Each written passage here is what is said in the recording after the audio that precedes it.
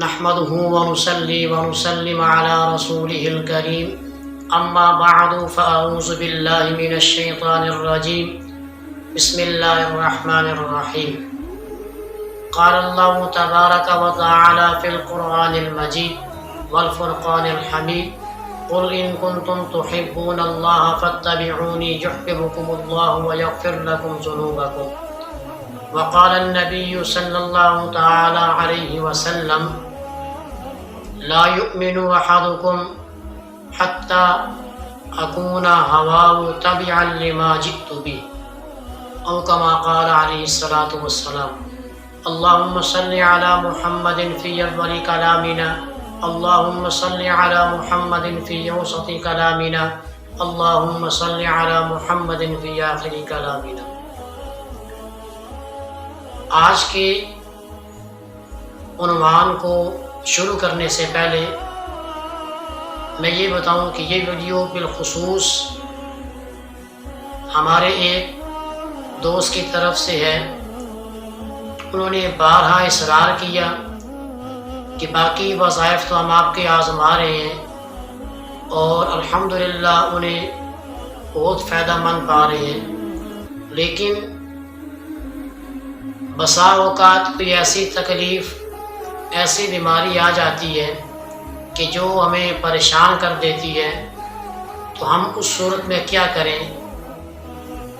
پھر میری ان سے تفصیلی بات ہوئی، انہیں میں نے منزل کا بتایا، انہوں نے اس کو بھی کیا، پھر بھی ان کا اصرار تھا کہ ایسا عمومی وظیفہ بتایا جائے، خصوصی نہیں عمومی، کہ تاکہ اس عمومی وظیفے کو اپنا کر وہ تکلیف، وہ دکھ، وہ درد ختم کرا سکے۔ تو مختصر بات تو یہی ہے کہ ہمارے ہر دکھ اور ہر غم کی دوا اللہ رب العالمین کے دربار میں اور جناب محمد الرسول اللہ صلی اللہ تعالی علیہ وسلم کی اتباع میں ہے۔ جو چیزیں ہمیں قرآن سے ملی، قرآن کی شکل میں، آیات کی شکل میں، ٹھیک ہے، صورتوں کی شکل میں، اپنی اپنی صورتوں کی وظائف، فضائل، مسائل ہیں، بڑی پاور والی صورتیں ہیں۔ اسی طرح اللہ کے نبی صلی اللہ تعالی علیہ وسلم کی احادیث اور مبارک زبان سے نکلنے والے مبارک جملے، مبارک زبان سے نکلنے والے مبارک کلمات، مبارک دعائیں، وہ بھی ہمارے لیے شفا ہی شفا ہیں۔ تو بالخصوص ان کے لیے جن کی ریکویسٹ تھی اور بالعموم آپ سب کے لیے یہ وظیفہ ہے کہ اگر آپ میں سے کسی کو جسم کے کسی حصے میں بھی درد ہے، چاہے وہ سر میں درد ہو یا پاؤں کے ناخن میں ہو، پاؤں کی تلی میں ہو، یعنی سر کے بالوں سے لے کر پاؤں کے ناخن تک جسم کے کسی حصے میں بھی آپ کو درد ہو، تو آپ نے پھر اس دعا کو اپنانا ہے جو دعا میں آپ کو بتاؤں گا، اور انشاءاللہ چند دنوں میں آپ کی دکھ تکلیف دور ہو جائے گی۔ ایک چیز یہاں بتاتا چلوں کہ ہر مرد عورت، ہر بچے بچی کی طبیعت یکساں نہیں ہوتی، اسی طرح اس کی بیماری بھی یکساں نہیں ہوتی، دکھ تکلیف بھی ایک جیسا نہیں ہوتا۔ جس کو ابھی اسٹارٹ ہوا وہ تھوڑے دن کرے گا اور یکسوئی سے کرے گا تو اس کا وہ دکھ، وہ درد ختم ہو جائے گا۔ جس کا پرانا ہو چکا ہے وہ اس حساب سے مقدار بڑھا لے۔ ایک دوست نے مجھ سے پوچھا کہ اگر 21 دنوں میں فائدہ نہ ہو تو ہم نے یہی عرض کیا کہ یہ ایک درمیانی ہم مقدار بتاتے ہیں ایک درمیانی مریض کے لیے۔ اگر کوئی پرانا مریض ہے تو وہ اپنی مرض کے اعتبار سے کہ کتنا عرصہ وہ اس مرض میں مبتلا ہے، اس اعتبار سے اس عمل کو کرے تو انشاءاللہ اس کو فائدہ ہوگا۔ آپ ڈاکٹر کے پاس جاتے ہیں، ابھی آپ کو بخار ہوا، ابھی آپ کا بی پی لو ہوا یا تیز ہوا، تو آپ جائیں گے تو وہ اسی وقت آپ کو دوائی دے گا، تو 2-4 دن کی دوائی دے گا، آپ استعمال کریں گے، بالکل آپ ٹھیک ہو جائیں گے۔ لیکن اگر آپ کو ہمیشہ بخار ہوتا ہے، کسی ایک موسم میں بار بار آپ کو بخار ہوتا ہے، یا اکثر آپ کا بی پی لو رہتا ہے، اکثر آپ کا ہائی ہو جاتا ہے، تو وہ پھر کیا کرے گا، آپ کو پہلے تو ٹیسٹ کروانے کا مشورہ دے گا کہ پہلے آپ اپنے تمام ٹیسٹ کروائیں، تمام رپورٹیں لائیں۔ پہلے وہ آپ کام کریں گے، پھر رپورٹیں لے کے جائیں گے، پھر ان کو وہ چیک کرے گا، پھر ممکن ہے 1 ماہ کا، 1.5 ماہ کا، 2 ماہ کا آپ کا کورس ہو کہ آپ کی بیماری پرانی ہو چکی ہے تو رفتہ رفتہ اس کو ختم کیا جائے گا۔ یہاں پر بھی میرے دوستو ایسے ہی ہے کہ اگر آپ کا دکھ درد پرانا ہو چکا ہے تو آپ اس وظیفے کو پھر تھوڑی پابندی کے ساتھ کریں، انشاءاللہ پابندی کے ساتھ کریں گے تو وہ دکھ بھی، وہ درد بھی ختم ہو جائے گا۔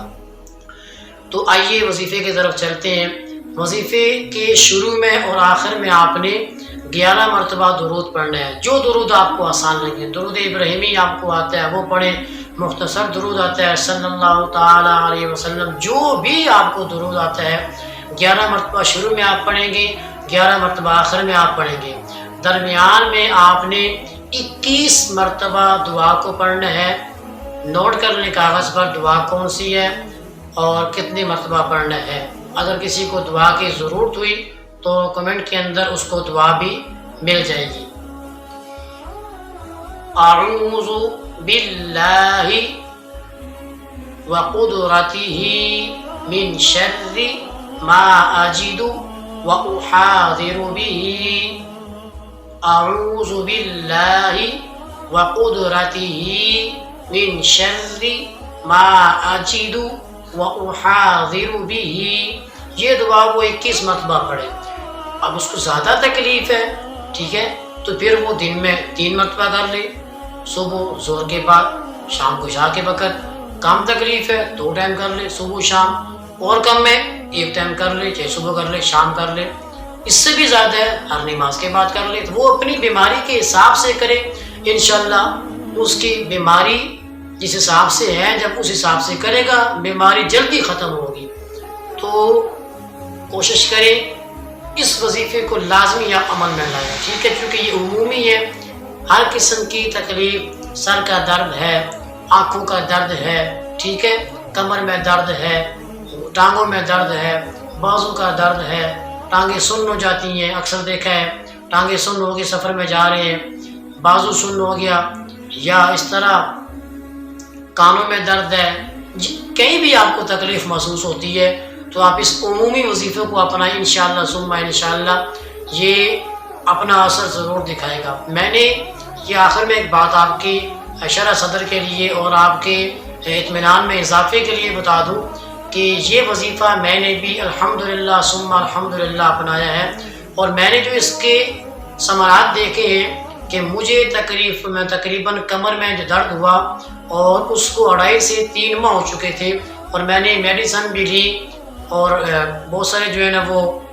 ٹیسٹ بھی کروائے، تو کوئی خاص مسئلہ نظر نہیں آ رہا تھا۔ تنگ آ کر میں نے میڈیسن کو چھوڑا اور اس وظیفے کو اپنا دیا۔ آپ اپنے اللہ رب العالمین کے ذات پہ یقین کریں، میں بناوٹی آپ سے بات نہیں کر رہا، تصنع نہیں کر رہا، میں ہر نماز کے بعد 11 مرتبہ اس کو پڑھا کرتا تھا، 11 مرتبہ، ویسے تو 21 مرتبہ ہے، میں 11 مرتبہ پڑھا کرتا تھا کہ میں نے سٹارٹنگ میں اس کو کیا۔ جن سے میں نے پوچھا تو انہوں نے مجھے 11 مرتبہ کا کہا کہ اگر آپ کا اس سے افاقہ نہ ہو تو پھر آپ 21 مرتبہ کریں۔ 11 مرتبہ کرتا تھا، اللہ کا اتنا کرم ہوا کہ 3 سے 4 دنوں کے بعد جو میرا شدید درد تھا کہ میں بائک نہیں چلا سکتا تھا، میں سکون سے سو نہیں سکتا تھا، الحمدللہ ثم الحمدللہ ابھی آپ کے سامنے بات کر رہا ہوں، اور 100 میں سے 80% میں الحمدللہ وظیفے کی برکت سے ٹھیک ہوں۔ 3-4 دنوں کے اندر ہی مجھے فرق محسوس ہونا شروع ہو گیا۔ اس کے بعد پھر میں روٹین سے اس کام کو کرتا تھا۔ طریقہ کیا تھا کہ وظیفہ کرنے کے بعد ہاتھوں پہ دم کرتا، اس کے بعد سر سے لے کر سر سے اپنے ہاتھوں کو پھیرتے ہوئے جسم کے پورے حصے پر 3 مرتبہ اس کو پھیرتا، اور اس کے بعد مختصر وقت کے اندر 2-4 منٹوں میں اللہ رب العالمین سے دعا کرتا۔ تو آپ بھی اس طرح کریں، وظیفہ کریں، اس کے بعد اللہ رب العالمین سے 2 منٹ 3 منٹ مانگیں، انشاءاللہ اللہ رب العالمین ضرور آپ کو شفا دیں گے۔ اللہ تعالیٰ میرے ناظرین میں سے اگر کوئی بیمار ہے، اللہ تعالیٰ اس کو شفا عطا فرمائے، اور ہمیں